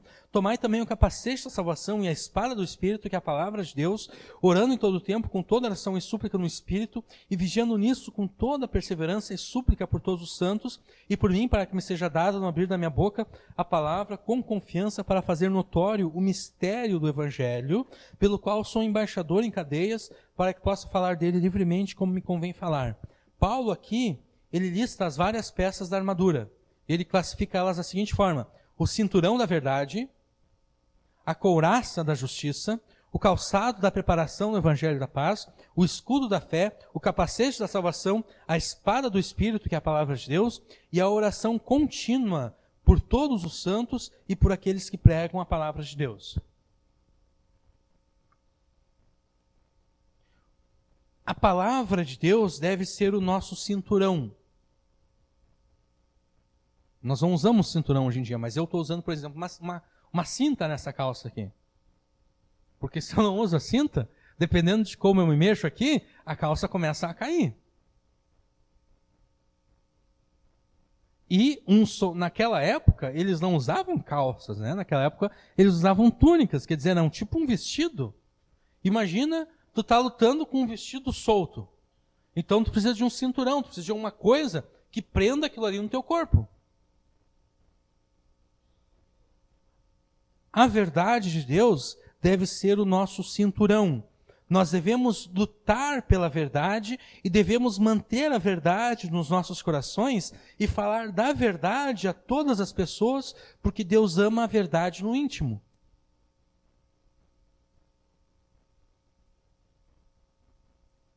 Se nós usarmos a mentira, se em vez de usar o cinturão da verdade, nós usarmos o cinturão da mentira, nós estaremos nos aliando ao próprio diabo, porque o diabo é o pai da mentira.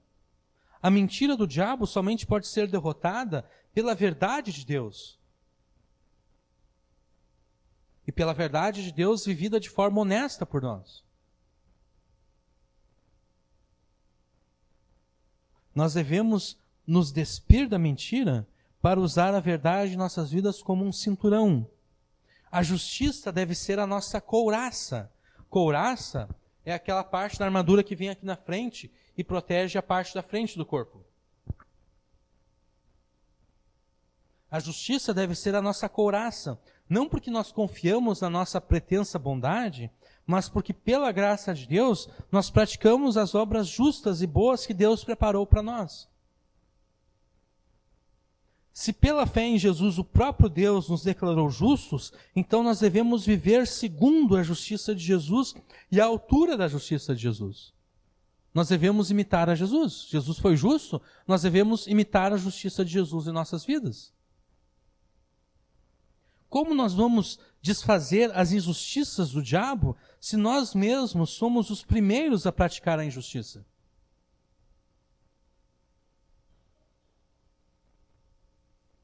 Nós devemos nos despir das injustiças para nos vestir das obras de justiça como uma couraça. Nós devemos usar o Evangelho, que anuncia a reconciliação e a paz entre Deus e os homens, os pecadores, como o calçado que firma os nossos pés no chão. Um chinelo, ele é até confortável de usar um chinelo, mas ele não consegue firmar os nossos pés no chão quando nós estamos correndo ou fazendo algum tipo de esforço. Tu até consegue correr com um chinelo de dedo, mas se tu tentar correr mais rápido, tu não vai conseguir. Porque o chinelo vai começar a escapar do teu pé, ele não dá firmeza. E se tu vai tentar fazer força, tu precisa que o teu pé fique fincado no chão. E o chinelo, o pé começa a escorregar para fora do chinelo. O Evangelho é aquilo que nos dá firmeza nos pés. É aquilo que permite que a gente finque o pé no chão e não seja empurrado para lugar nenhum, não seja abalado para lugar nenhum. Os soldados romanos, eles tinham as sandálias deles, e as sandálias deles eram como se fosse chuteira. A chuteira tem pequenas garras embaixo, na sola, para que o jogador não escorregue no campo. Os soldados romanos, eles tinham pregos que eram pregados de cima para baixo, para o prego entrar na terra e o soldado ter firmeza. Ele está lutando corpo a corpo com outro soldado inimigo e ele tem firmeza no chão. O Evangelho, a gente deve usar o Evangelho como esse calçado que traz firmeza. Como esse calçado que nos deixa preparados para a batalha. Por isso que o Evangelho é o calçado, como é que está aqui? Calçados os pés na preparação do Evangelho da paz. O calçado é aquilo que prepara para a batalha. Tu precisa de firmeza no pé para lutar. Mas além disso, nós devemos levar o Evangelho da paz aonde quer que nós formos. Pois como nós iríamos a algum lugar com os pés descalços? A gente até caminha dentro de casa com o pé descalço. Mas quando a gente vai para a rua, a gente coloca um calçado. E o Evangelho é o nosso calçado. Então a gente deve levar o Evangelho aonde quer que nós estamos indo. Aonde quer que nós estamos indo, nós devemos nos portar de acordo com o Evangelho e nós devemos pregar o Evangelho.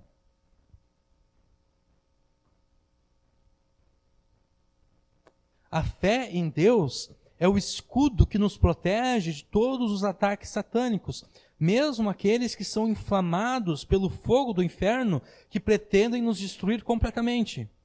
E a fé que Paulo fala aqui não é a nossa fé subjetiva, mas sim o objeto da fé. A fé aqui é a fé em Deus e não fé na fé. Porque muitas vezes a gente tem fé na nossa própria fé. A gente ora, ó Deus, o Senhor sabe como a minha fé é grande.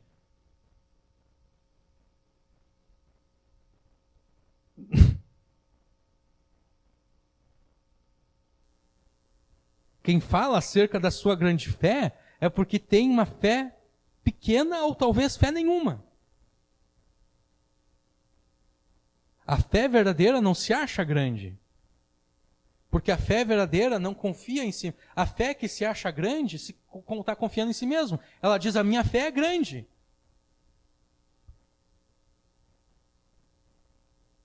Mas a fé verdadeira é aquela que confia em Deus. A questão não é que a minha fé é grande. A questão é que Deus é grande. Então a minha fé pode até ser bem fraquinha. Mas se eu tenho essa fé fraquinha em Deus, Deus é maior do que eu. E Deus é maior do que o diabo. Porque, por exemplo, quando os judeus estão lá atravessando o Mar Vermelho, Deus abriu o Mar Vermelho e eles estão atravessando. E tem alguns judeus que eles estão cheios de fé. Eles estão, é isso aí, Deus está do nosso lado, Deus está guerreando contra os egípcios. Deus abriu o Mar Vermelho, olha só. E eles estão atravessando cheio de fé. E tem outros judeus que a fé deles é fraca. Eles estão atravessando assim, com medo de que o paredão de água vai cair em cima deles. Mas mesmo aquele que tinha grande fé em Deus, e mesmo aquele que tinha uma pequena fé em Deus, todos eles chegaram do outro lado. Porque a questão não era se a fé deles era grande ou não. A questão é que Deus era grande.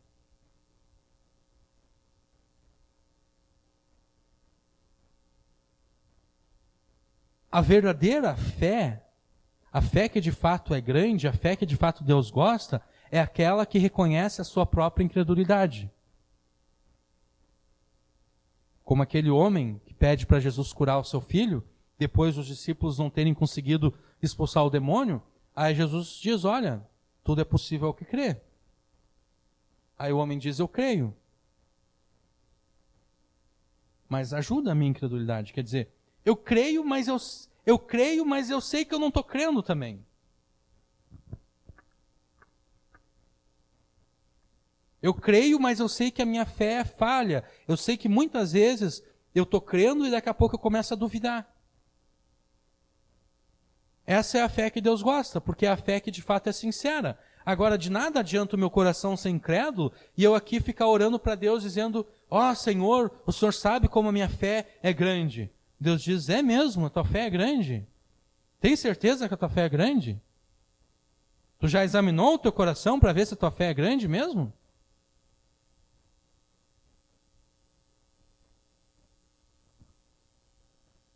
Nós não devemos crer na nossa fé, nós devemos crer em Deus. Quem crê, confessa a sua incapacidade e declara a sua confiança apenas em Deus. A certeza, então nós devemos usar a fé, essa fé em Deus, como o nosso escudo contra o diabo. A certeza de que a salvação que Deus nos deu não pode ser tirada de nós, deve ser usada como o capacete que protege os nossos pensamentos. Nós não devemos permitir que o diabo nos faça perder a esperança da salvação. Porque muitas vezes é assim que o diabo ataca os crentes. O diabo diz, agora não tem mais jeito para ti, agora já era. Dessa vez tu foi longe demais. Dessa vez Deus não vai te perdoar. Acabou. É melhor desistir, porque nem tenta orar para Deus, porque não vai adiantar de nada. Tu foi longe demais agora. Tu já tinha prometido para Deus que não ia cometer esse pecado e tu cometeu de novo. Desiste. Para que continuar tentando? O diabo vem dessa forma. E ele está blefando. É um blefe. Porque João diz que se a gente confessar os nossos pecados a Deus, Deus é fiel e justo para nos perdoar os pecados e nos purificar de toda injustiça. O diabo está blefando. E muitas vezes a gente acredita no blefe do diabo. Não que a gente vá usar isso como desculpa para cometer pecado, mas a gente não pode permitir que o diabo venha até nós, nos fazendo duvidar da certeza da salvação.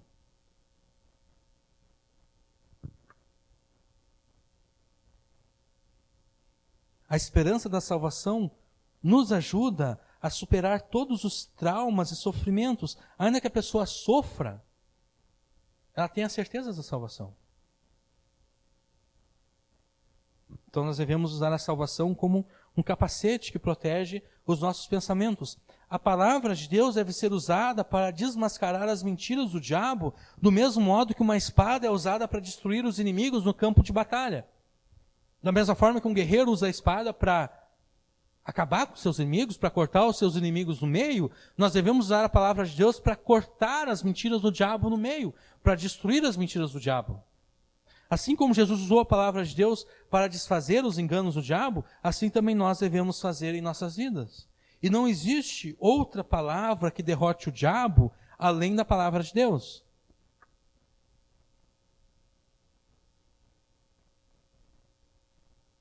E embora aqui Paulo fala orando em todo o tempo, Paulo não atribui a oração a nenhum tipo de peça da armadura.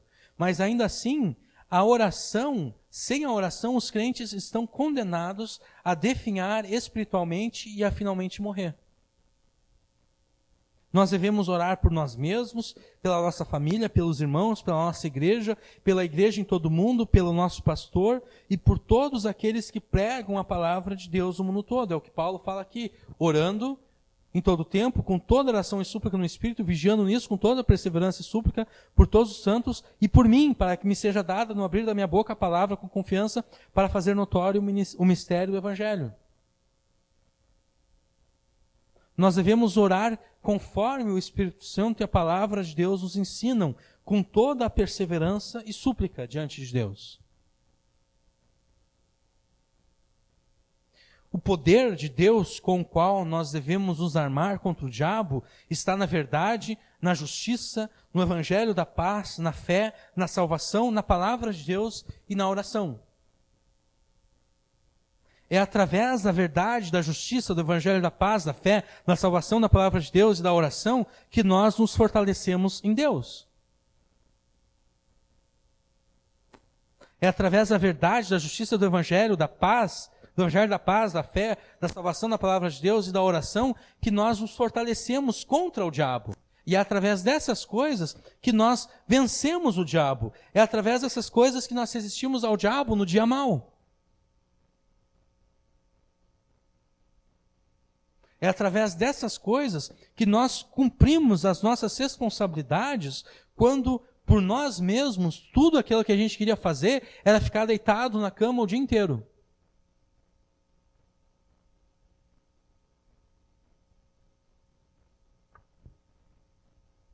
A verdade, a justiça, o evangelho da paz, a fé, a salvação, a palavra de Deus e a oração são as peças da armadura de Deus que nós devemos usar contra o diabo e os demônios. E se nós perseverarmos nessas coisas, nós derrotaremos o diabo em nossas vidas, de fato.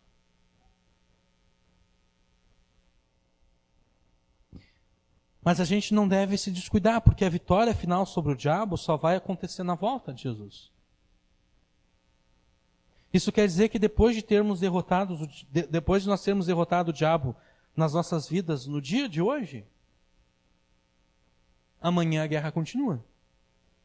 A gente deve derrotar o diabo amanhã, e depois de amanhã, e no mês seguinte, e no ano seguinte, e assim por diante, até nós morrermos ou até Jesus voltar. Quer você queira ou não, quer você goste ou não, se você crê em Jesus, se você é um filho de Deus, você está numa guerra de vida ou morte contra o diabo. E você não pode fugir dessa guerra, porque fugir dessa guerra é derrota certa. Fugir dessa guerra é morte certa. Você deve lutar contra o diabo diariamente na sua vida. E a vitória pertence a você, caso você se fortaleça em Deus, caso você use a armadura de Deus contra o diabo. E vocês perceberam que não existe mistério algum para derrotar o diabo. Não existe mistério. É permanecer na verdade, na justiça, com o evangelho da paz, com a fé em Deus, com a confiança, com a certeza da salvação e na oração. Não é difícil vencer o diabo. Basta que você use essa armadura de Deus. E você será mais do que vencedor. Nenhum sofrimento afastará você do amor de Deus que está em Jesus. E guerreando contra o diabo, usando a armadura de Deus, a cada vitória que você tiver sobre o diabo, o próprio Deus te fortalecerá cada vez mais. O consolo de Deus vai alegrar o teu coração. Estou pulando aqui para o versículo 22. O qual vos enviei para o mesmo fim, para que saibais do nosso estado, e ele console os corações. Obviamente que Paulo está falando acerca de Tíquico, que vai fazer conhecer aos Efésios acerca daquilo que está acontecendo na vida de Paulo, e eles vão ter os corações consolados. Mas Deus nos consola em meio às nossas tribulações. Isso Paulo escreveu em 2 Coríntios capítulo 1. Ele começa dizendo: bendito Deus e Pai do nosso Senhor Jesus Cristo, que nos consola em meio às tribulações, para que nós usemos essa consolação para consolarmos aqueles que agora estão sendo atribulados. A cada vitória que nós temos sobre o diabo, o próprio Deus consola os nossos corações.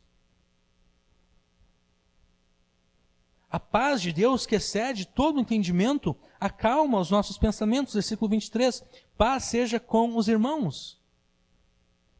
A paz de Deus, que excede todo entendimento, acalma os nossos pensamentos. Por vezes os nossos pensamentos nos traem. A gente perde o controle, a gente cai em desespero. Mas a paz de Deus acalma os nossos pensamentos. E essa paz de Deus, ela se mostra, ela se fortalece em nós cada vez que nós vencemos o diabo. Cada vez que nós vencemos o diabo, a gente aprende mais acerca da fidelidade de Deus. E a paz de Deus invade os nossos corações. E na próxima vez que a gente for atribulado, que a gente for atacado pelo diabo, aquela paz vai permanecer. A gente vai pensar: poxa vida, está dando tudo errado. Mas ainda assim, eu tenho paz no meu coração, porque eu sei que todas as coisas estão cooperando para o meu bem, porque afinal de contas, eu amo a Deus.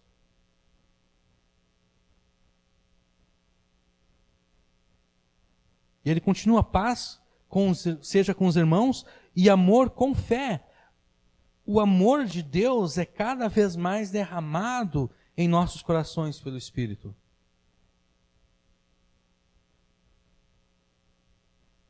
Porque à medida em que a gente sofre na vida, a gente se torna mais compreensivo com as outras pessoas também. Porque a gente vê elas no sofrimento delas, e a gente vê elas até cometendo erros, e a gente até consegue entender: poxa vida, eu entendo essa pessoa. Porque eu também passei por aquilo. Eu sei o que ela está pensando. Eu sei o desespero que tomou conta dela. Então eu consigo ter misericórdia dela. Quer dizer, esse é o amor de Deus sendo derramado na vida daquele que está vencendo o diabo. Ele passou pela dificuldade, ele venceu o diabo, e agora ele consegue ter amor e misericórdia para com aqueles que também estão sendo atacados pelo diabo.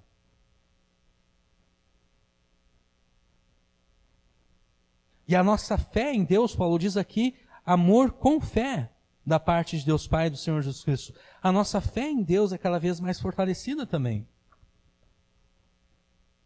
E a graça de Deus abunda cada vez mais em nossas vidas. Versículo 24: a graça seja com todos os que amam a nosso Senhor Jesus Cristo. O nosso amor por Jesus, que se mostra na nossa obediência, se mostra cada vez mais sincero. A nossa obediência a Jesus se mostra sincera. Porque Jesus disse: se vocês me amam, vocês vão guardar, vão obedecer os meus mandamentos. O nosso amor a Jesus se torna mais sincero, porque a nossa obediência a Jesus se torna mais sincera.